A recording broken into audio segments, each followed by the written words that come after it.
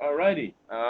Good evening, everybody. Welcome to the July 22nd meeting of the East Long Meadow Conservation Commission.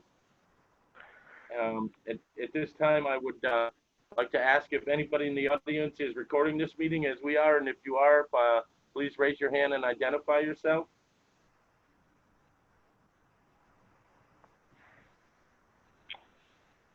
No one out there, Ryan? No, you're clear. All righty.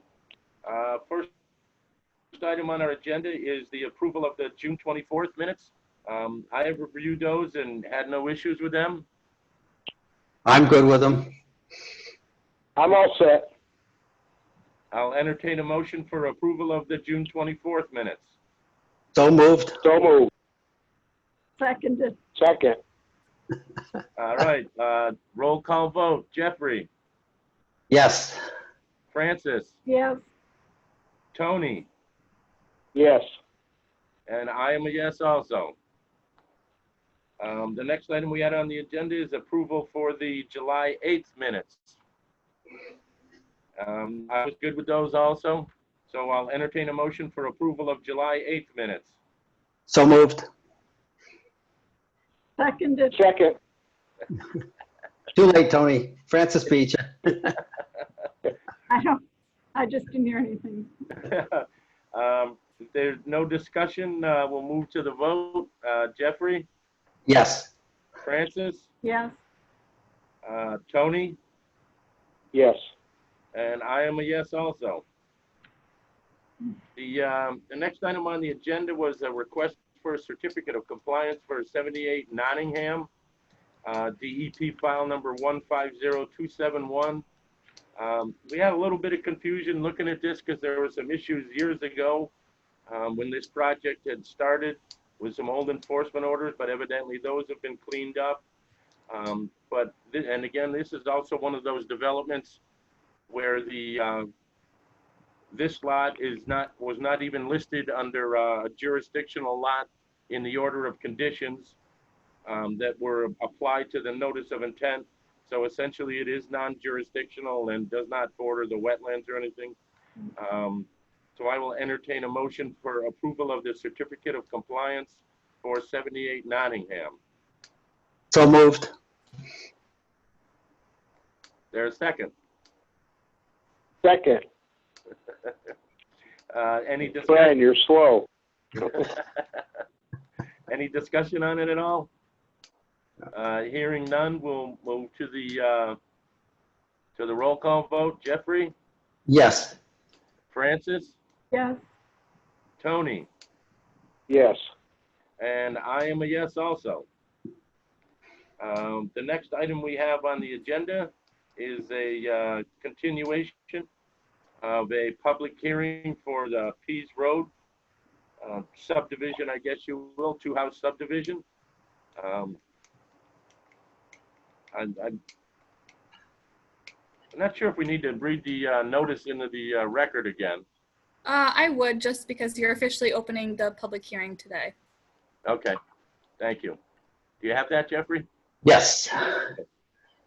Okay. Case NOI 2020-5, notice of intent for Pease Road, assessor's parcel ID 32-34A-B for the construction of a single-family home and stormwater management basin within the buffer zone on a 2.36 acres site.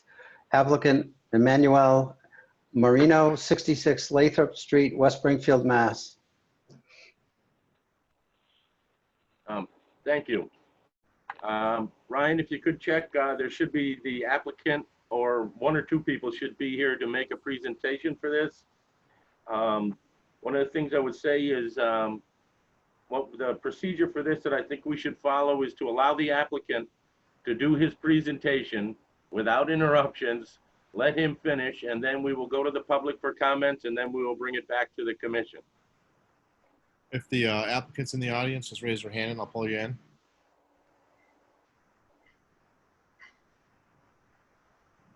Pulling him in now.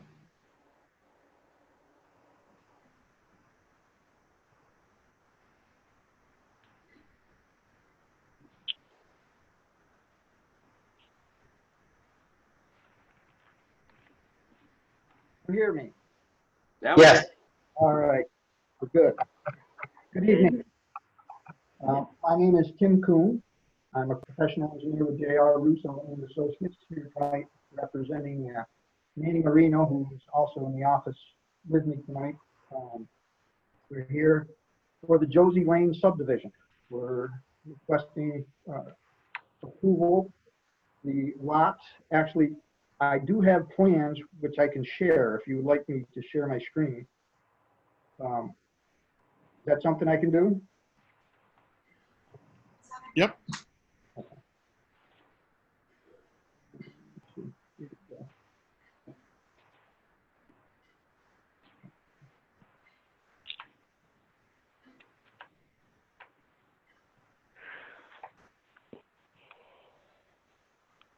There. Does everybody see that? Yes. Yeah, Okay. So our lot is outlined here in this magenta color. It's a 2.36 acre lot located on the north side of Pease Road. Pease Road is down here at H. It's zoned AA. It's currently vacant land.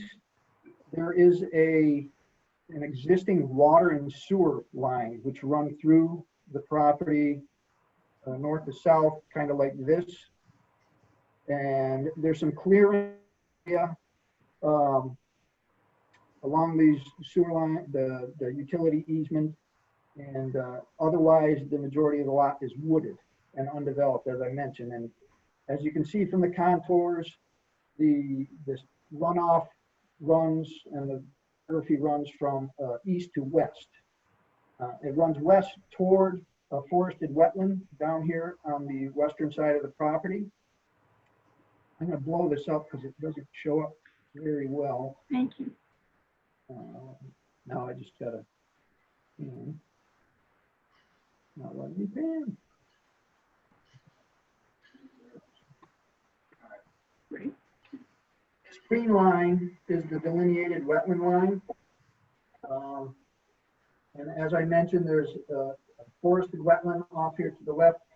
There's also a little wet meadow here where runoff that comes down the hill collects here, and then there's a little bit of a intermittent stream, if you will, that directs the runoff out to the connected wetland to the north.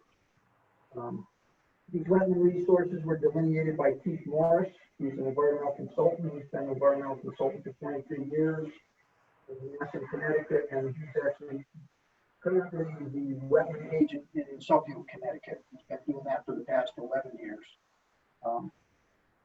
The 100-foot buffer zone is obviously 100 feet away from the wetland shown by this dashed green line out here. All right, so this is a relatively small residential subdivision. We're just going for 2 lots. We are proposing a small cul-de-sac as you come off of Pease Road. The lots will then have driveways and that come off of the cul-de-sac. This being one driveway up to lot 1. Here's a potential house location. This being another driveway down to lot 2 with a potential house location. The lots will be served by water, public water and public sewer, which exists right there on site. You can tie in easy enough. And the runoff from the cul-de-sac is to be collected in this deep sump catch basin. And then it'll be diverted to the stormwater management basin up in the northwest corner.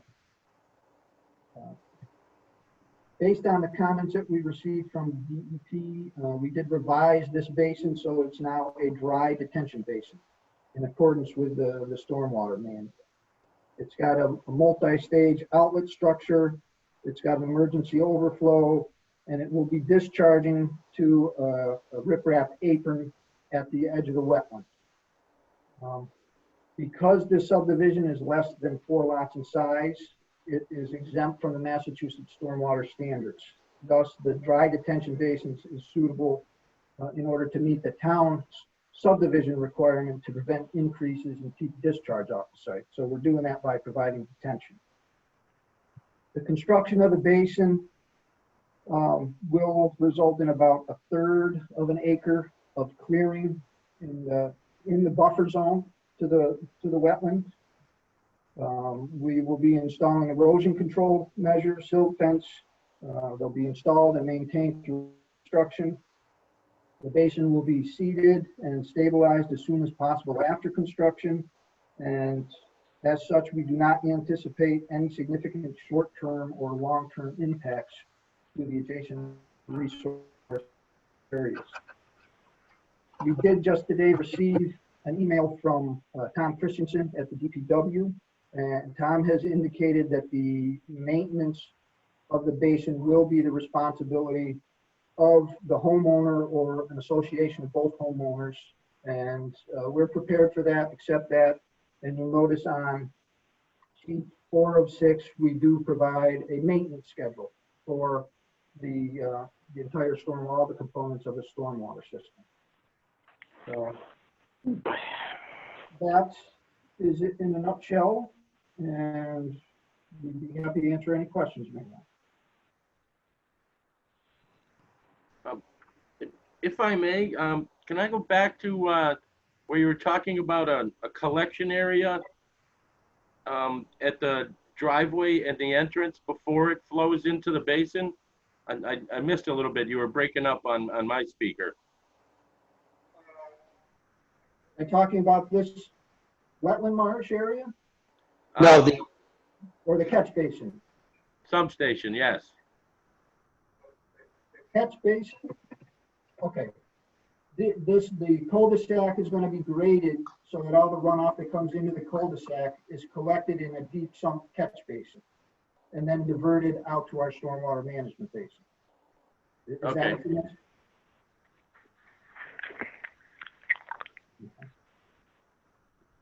Thank you.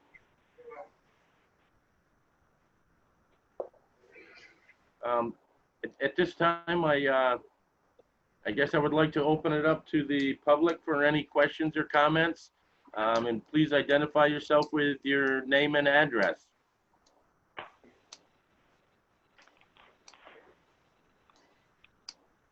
And excuse me, raise your hand also if you would like to speak.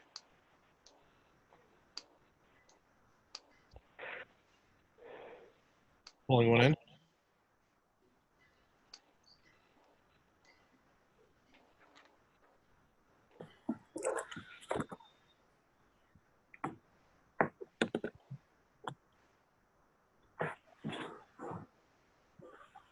hello. Hi there. This is Brad and Carlene Hoffman. We are at 50 Devonshire Terrace, which is right next door to Mr. Wildfong. And I have a question regarding the cul-de-sac. I'm curious to find out why we need a cul-de-sac if you're only going to build 2 houses. I believe it is just the requested design. That's what they would like to have. But Tim, if you would like to comment on that. Yeah, actually, in order to get the 2 houses, the cul-de-sac is required.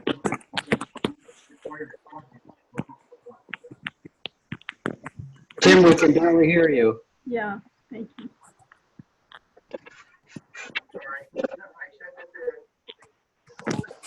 Required in order to provide the required frontage for each of the lots. Without the cul-de-sac, there's not enough frontage for 2 lots.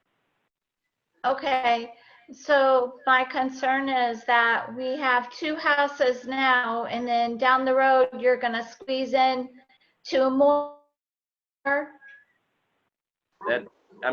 I got. That's not possible. If you saw the lot line, there's no more room for any more houses on this piece of property.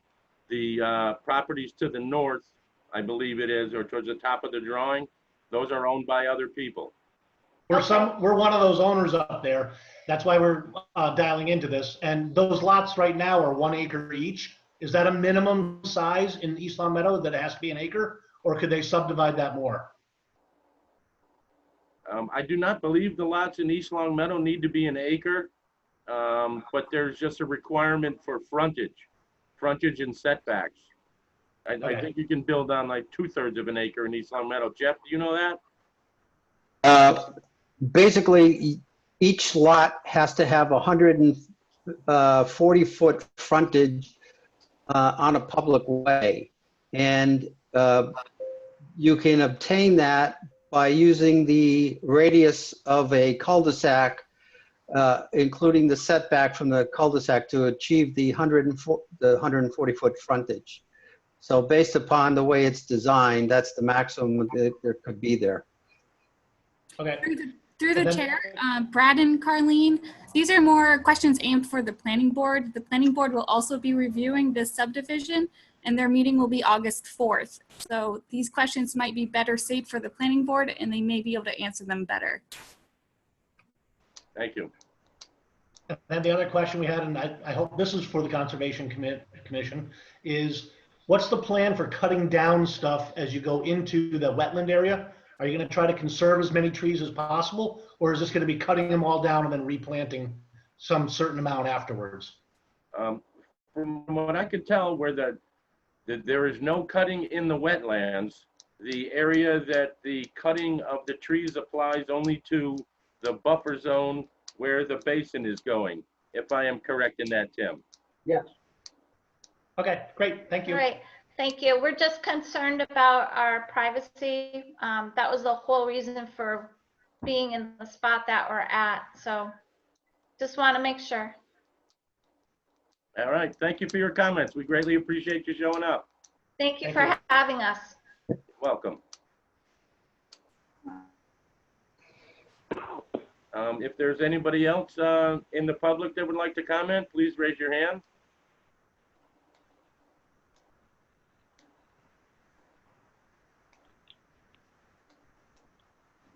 Hi, Tom. Do you see anybody, Ryan? I do not.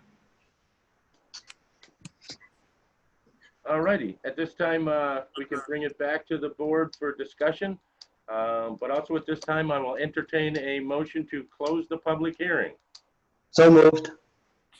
Second, Is there any further discussion? Okay, hearing none. Roll call vote. Jeffrey, Yes. Francis, what are we, oh, to close the close public? the public hearing. Yes, yes. Tom, Yes. Tony. Yes. All righty. Now we bring it back to the board for deliberation. And your vote, Craig? Oh, excuse me. I'm sorry. I'm a yes also. Now back to the board for deliberation. I'll open it up for comments from members of the commission. I know we've had a lot of back and forth comments from Mr. Stinson, the wetlands consultant, and a couple of commissioners have sent in comments also. I'm just a little concerned about the proximity of building that basin to the wetland boundary. It's like 5 feet away from that. Francis? Yeah, I have a question. On the NOI, it says a single, let's see, I've got it here, a single family home. Are there one or two being built? I know there are 2 lots, but There are 2 being built, but one is within the wetlands oh, jurisdiction. thank you. Tom or Tony? My concern is also what Jeffrey had just said about that basin being so close to the wetlands. Is it possible to bring it out further? I guess if I can at this point, yeah, that was one of the initial concerns that I had also. But then upon receiving the revised drawing showing the driveways, we're actually showing a portion of that driveway approximately 10 or 15 feet away from the wetland. And frankly, I believe there's alternatives there as completely having this basin located with inside the 100-foot buffer zone and it's an undisturbed area. You know, I was thinking that we could be doing a couple of underground infiltration systems. There was also a comment that came out today about some rain gardens, which I was not real familiar with, but looked those up online. To me, it really seems like it's a much better alternative, as opposed to destroying all that, bordering, all of that buffer zone area for only 2 houses. And I also know it is supposed to be a basin, but there are going to be times that, you know, there's going to be water that'll be held in there. And one of my concerns also, is a little bit more of a mosquito breeding ground, which for 2 houses, you know, I'm really not in favor of it. But then I had a few other concerns, Tim, regarding the letter from the wetlands consultant. And one of the things here also with the wetlands consultant, I've been on this board over 10 years now. We've never dealt with Mr. Morris. I don't see any company here or any certifications or anything like that for him listed here. And one of the things that was asked for in the earlier comments was to have the,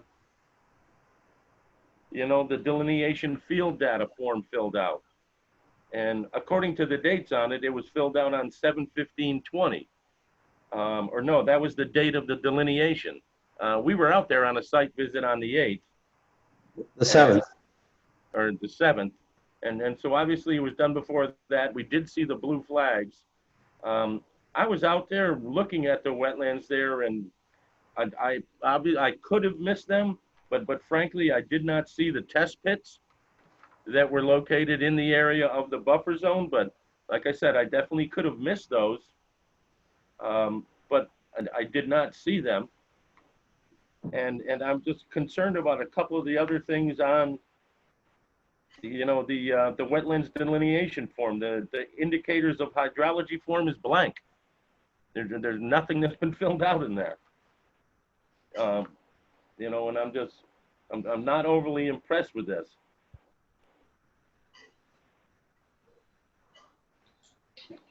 May I respond? Pardon me? Shall I respond? Please. Okay. I'll start with Keith Morris. I do have a copy of his resume. I could pull that up on the screen if you like. But he's been a private consultant, wetland consultant for 22 years in Massachusetts and Connecticut. If you like, I could, as I mentioned, I do have his resume, which I can pull up on the screen if you would care to look at it. You could email it. It'd be fine. Okay. All right. His field data forms, I believe he filled them. He went back to the site, and in addition, when we did the test pits after your site visits as well. I think we did the test visit. I'm sorry, the test pits last Thursday. So I don't know if you were out there before or after that. Before. Our test pits happened after that.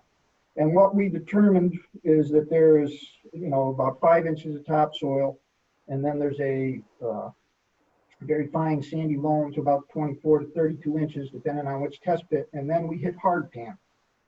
So with regard to underground infiltration, I don't think that's going to be terribly feasible in the soils that are out there. It's a very dense hard pan, and we're assuming it's very red, so it's very difficult to see the modeling, which is indicative of a seasonal high water table, but we suspect that the seasonal high water table probably runs on top of that hard pan layer. So infiltration, I would say, is not going to be terribly feasible. The other thing is that rain gardens in infiltration, we've determined that we need the storage volume that's in that basin in order to mitigate the peak discharges from increasing off-site during the 100-year storm event. So we need the volume that's in that basin. And I don't know if we can't make up that volume in smaller rain gardens. And if infiltration's off the table, which I believe it is, it's going to be difficult as well. With regard to your concern about the water being held in the basins, the dry basin actually has a sloped bottom to it so that the water will run out. It's pitched, so there's no flat areas. It shouldn't be able to pond water. It's going to run to the low flow outlet and then out. So we don't expect there to be any. The only ponded water you're going to get is during a storm event, and then it'll drain out after the storm event, and it shouldn't have any ponded water for any length of time. Okay. Is there anything else? I'm not. With regard to the proximity to the wetlands, yes, we are close to the wetlands. We could change the shape of the basin somewhat to pull away from the edges of the wetlands, but as I mentioned, we do need a certain volume in that basin. So that would push us, the edge of the basin, we're limited on the north by the property line.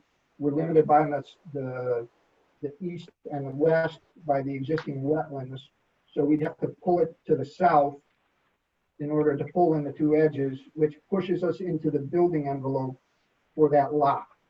Now, we could probably do that to some degree, but at a certain point, it's going to be encroaching into where we might want to build our house. The driveway, we can reconfigure the driveway. As I mentioned, that the houses and driveways which are shown on this plan, they're more or less conceptual. If we get approvals from the town, then they will move forward with their final house designs, and then we can figure out how they lay out on the lots and how the driveways can lay out to get to them. And I suspect that we would be back in front of you for that one single family home in the buffer once we have a final lot design. And yes, I would agree with that. What we're approving here essentially is, you know, the driveway and the basin design. We're not approving any footprint of housing or anything. Driveway is likely to change. Right. Yeah. On the east side of the basin, how close are you to the wetland where you're disturbing?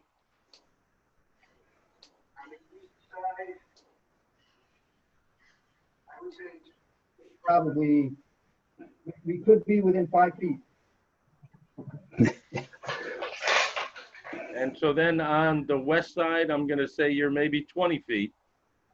Yes. And where the outlet is, that's probably 5 feet as well. But again, it's temporary disturbance. We will be revegetating, stabilizing everything, and then it's going to be allowed to grow up and be vegetated again. It'll be maintained, mowed. The basin itself will be mowed once or twice a year just to keep the vegetation down so that it maintains its storage volume.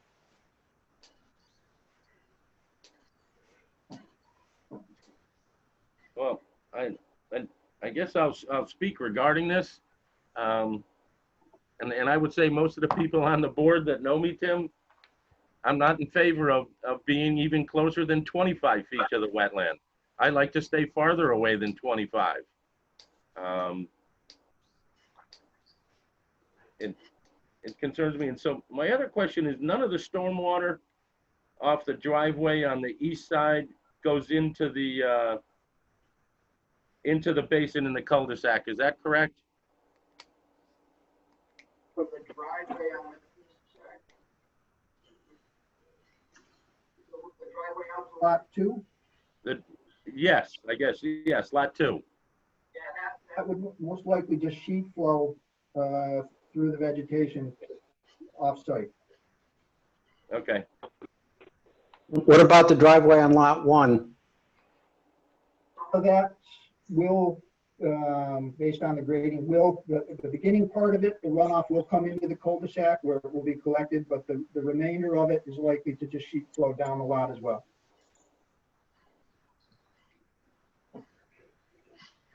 And I understand that, you know, if you held us to the 25 feet from the wetland, I don't believe we would be able to develop the second house on this property. Unfortunately, just not enough room. There are neighbors along this watershed as well, or along this resource area, which are also cleared very closely to this wetland as well. And so then, this being a dry basin, and as we're calling it now, so every time there's a rain, it's going to be going out that outflow to the west, if I'm correct. Yes. Which is where it goes now. Now, the runoff comes down the hill and goes into that wetland to the west. So when we have the 10 or 50-year storm, you're not concerned about that?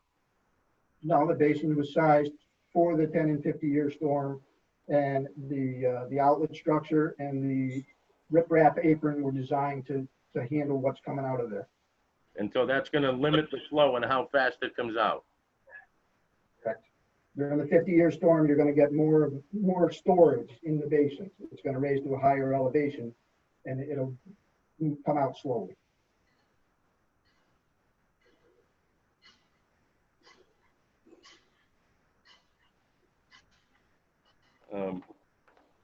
Well, and I know you stated that you had some soil conditions out here that you were concerned about, Tim, but well, just me. I believe I've expressed my concerns. Is there any other questions or comments from the commission?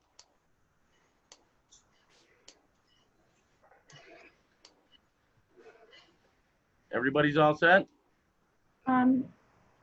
I definitely would like more than 25 feet into, of a buffer zone. I don't know how you're going to do it, but you're already going to be taking, of the wetlands. So usually we like 50 feet. Tony, did you have a comment? Oh, I have a lot of them. I'm not comfortable with it. I think it's too close to wetland. I think we might be doing more damage than good in the future. Tom, you had your hand up? Yeah, through the chair, I agree with you, Craig, that historically we 25 has been the least we allowed, and that's been more of late. Generally it was 50 feet before that. And me personally, I think 25 feet should be the line that we adhere to, 5 feet, given the fact that, I mean, it's a make or break for the second house. I don't know. I think that there might be other options. I'd like to send it back to them with 25 feet being my line personally. Jeffrey? To create that basin, you're going to be cutting down a lot of trees back there, correct? We can't hear you. Can't hear you. Clearing is only about 1/3 of an acre. Essentially, yes. Where the basin's going, it's all going to be cleared. Yeah. About 1/3 of an acre. All right. And That's a lot of vegetation gone. Yep. Yep. How big is that wetland area behind there? the wetland where it goes to the north and to the east, it goes a fair distance away from there. It's a fairly substantial size. The little end of it on the east side of the basin is not that big, as you can see by the delineation. You know, it's only about, I don't know, around half the size of the retention basin, but the wetland does go all the way around the basin. And so it pretty much surrounds that northwest corner of the piece of property. How far back does it go? Are there substantial trees beyond the 25-foot buffer zone? If you like, I can pull up the aerial photograph. Sorry? If you like, I can pull up the aerial photograph and share my Yes, screen. please, because I couldn't get back there far enough walking.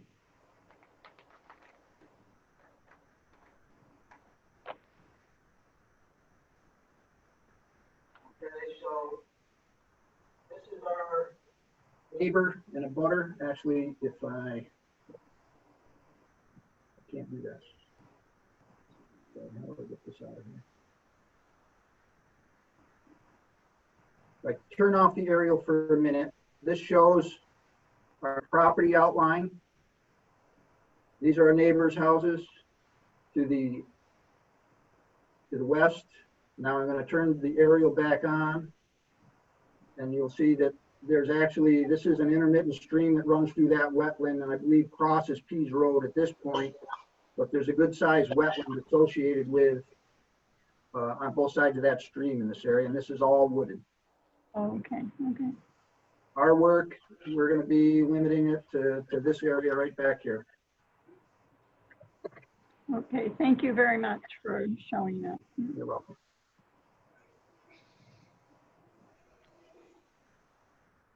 Yeah, so then I guess I'm okay with the 25 feet since there's enough wetland behind it. I wouldn't want to encroach much more than that, believe me.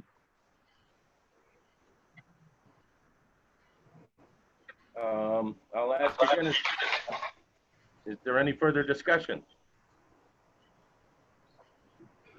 Okay, I guess we can bring it to a vote now for whether we want to approve or not approve the plans as submitted.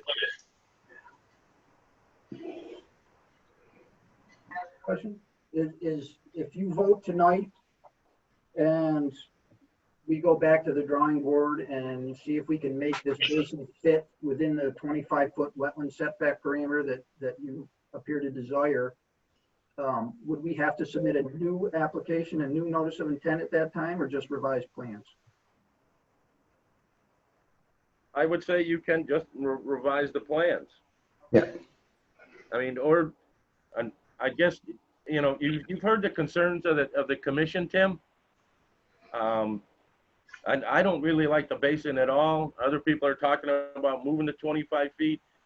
I would really like to see some further exploration into rain gardens and an underground infiltrator system, one or two or something to that effect.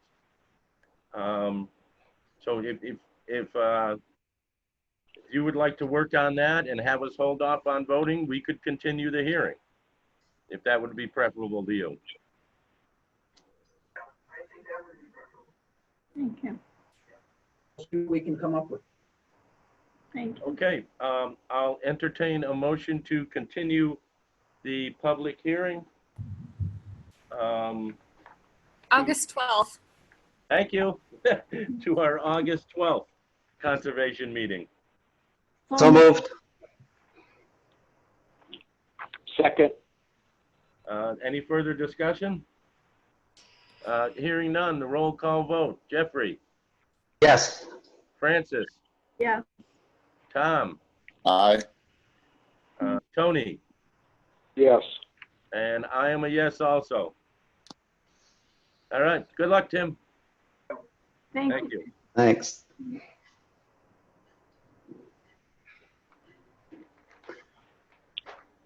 Craig, would you like to provide the planning board with any comments as they are also reviewing the subdivision on the 4th?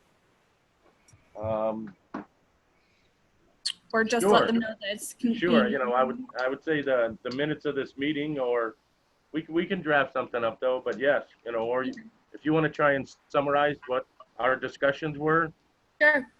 and yeah, I think that would be fine. All right, I'll send it out for review by the commission before I send it over to the planning board. Okay, perfect. Project monitoring. Haven't had a lot of rain. I haven't been by anywhere other than I do know that the additional silt fence and erosion controls were installed on Robin Avenue. Did anybody have anything to add in regards to that? I've been by Elm Street a couple of times, and it seems like the vegetation is growing pretty well there. I haven't actually walked up there to look at the tree plantings that were done, but it seems like it's getting pretty well vegetated. there's a lot of greenery, so I think there's a minimum of, or probably no erosion going on. The only thing is he's parking vehicles right close to that embankment that's going down on the house side. I went by there this morning, and there's a couple trucks parked there. One of them was a fairly, I don't know if it was, I couldn't tell if it was a pickup truck or 18-foot box truck. And there was a pickup truck or another vehicle parked on the other side of that. But he seems to be parked close to the embankment on that front yard. And it always seems like there's some kind of vehicles parked there. Yeah. Yeah, there is some vehicle activity. That's an interesting one because I'm pretty sure that house predates the act. And so obviously he has really no limit of work line there. Yeah. Yeah. Interesting. Okay. Anybody have anything else? I do. I have a question about the, I printed it out and it came out so small, I need a magnifying glass to read it. But there's no dates of the site visits that are indicated. It says site visit date and commissioners present at site visit. And there's only one on January 11th that has the date and time. And that was Robin and Smith. So I'm not really sure why there's no information there. That's regarding the project monitoring sheets that came out? Yes, the one that Yeah. our intern, Nadia, is that her name? Yep. Stephanie? Yeah. Nina. Oh, Nina, sorry. The one that Nina's posted on Google. And what is this? What case is this for? Sorry, my Wi-Fi's spotty. There's no site visit dates, only one out of all the list. For what case? Oh, for all of cases. Right. That may be because as you tend to conduct site visits at your own convenience, we in the office are not always sure when those site visits happen unless we receive pictures or other notification from the commission. So should we be emailing you when we go on a site visit? That would be great, or you can probably update that form yourself and input it as you go. Okay, sounds good. Yeah. I'll do that when I go. Great. Because I think for the most part, we've usually been stating what days and dates we've gone out there. Maybe we're not making it clear on information we're sending into the office as to the date. So I think we need to be more aware of that. We also didn't have that column originally, so that's a new column. That's why it's lacking a lot of information from the past. Oh, okay. And because we've been a little bit slower, I haven't taken the plunge to try and update that. I'm not an Excel expert by any means. I don't mind doing it. If you want to email me the information, I can go right on Google Docs and enter it. That's fantastic. Okay. Yeah, you send it to me. You got it. I must admit that I got it, but I haven't, I actually forgot about it, and I haven't gone back and looked at it because I wanted to go back and look at it and try to get into it. So I'll have to make a point to do that. The only other one that I had regarding project monitoring, it's not really project monitoring. Next item on our agenda was procedures. It is kind of project monitoring though, is way back when, remember we had the program going on? Well, most people weren't here other than Tom and Tony maybe, where we were looking at and just starting and going back into these old notices of intent and trying to get those cleaned up and sending out a letter, to the person that had an open notice of intent, that you need to, apply for your certificate of compliance. Because there were some items on the one for Nottingham that concerned me when I first took a look at it. and the order of conditions that Bethany sent me. So I was wondering, Bethany, is that something, maybe Nina could start looking at some of those, or if, what we were doing before, the commissioner, we were giving the commissioner a couple of them, and okay, later you came back and we stopped by, or we made a phone call or did something. But Sure.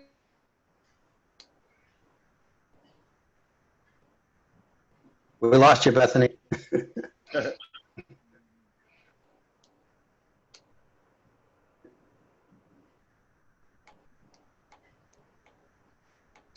all right, well, I guess we can talk about that. Just members would think about it. It is something good that we need to do because, these are usually, they come in late and they're very, they always want this right away when we need to do these certificate of compliances, and we could do a better job sometimes at verifying that things are the way they're actually supposed to be. But we're always down to the deadline in a house sale. And then that does remind me also, I just wanted to inform the commission, gosh, I think it's 150402 or 420 is the DEP file number for Artie Ram on Maple Shade Ave, where there is a for sale sign up there. I did call Tom Morissette, the realtor, I know him, and informed him that there's still an open order of conditions and a certificate or a notice of intent there. And I'm not sure, but how's your memory, Tom? You think that one's expired?